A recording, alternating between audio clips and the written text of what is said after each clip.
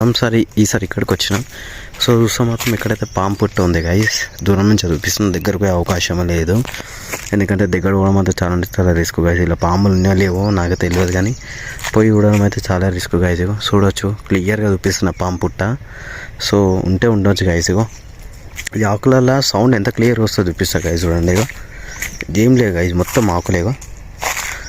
ఇగో guys sound చూడవచ్చు guys, ఎంత క్లియర్గా వస్తుందంటే అర్థం చేసుకోవచ్చు. సో ఇక్కడనే ఇట్లా ఆకుల సౌండ్, ఎండిపోయిన ఆకుల సౌండ్ ఎంత ఘోరంగా వస్తుంది. అడవిలో ఇంకా చాలా డేంజర్గా సౌండ్ వస్తుంది గైస్.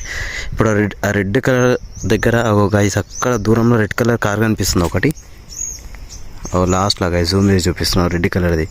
సో అంతవరకు సౌండ్ వినిపిస్తుంది గైస్ పాములకి, తెలుసా?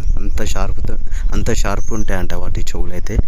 సో మనమైతే గుడి దగ్గర నుంచి అయితే ప్రసాదం తెచ్చుకున్నాం గైస్. ఇన్నది నిజం, ఎందుకంటే ఇంటికి తీసుకోవరకు అయితే ఖరాబ్ అయిపోతాయి. ఎండ ఎట్లా కొడుతుంది చూసినావు కదా గైస్. ఇక్కడైతే లొకేషన్ సూపర్ ఉంది. సో ఇదిగో 20 రూపాయల పులిహోర ప్యాకెట్, ఇంకా వాటర్ బాటిల్ ఇంటికైతే వేసుకుంటా గైస్ ఎవ్రీ టైం నేనైతే వాటర్ బాటిల్. సో ఇదైతే మార్నింగ్ అయితే మొత్తం బరఫ్ ఉండే. సో ఇప్పుడు ఉందో లేదో చూపిస్తాం గైస్. ఇప్పుడు కూడా బరఫ్ ఉంది గైస్, క్లియర్గా అనిపిస్తుంది కదా. సో రాత్రే పెట్టేసిన గైస్ బాటిల్ ఫ్రిడ్జ్లో.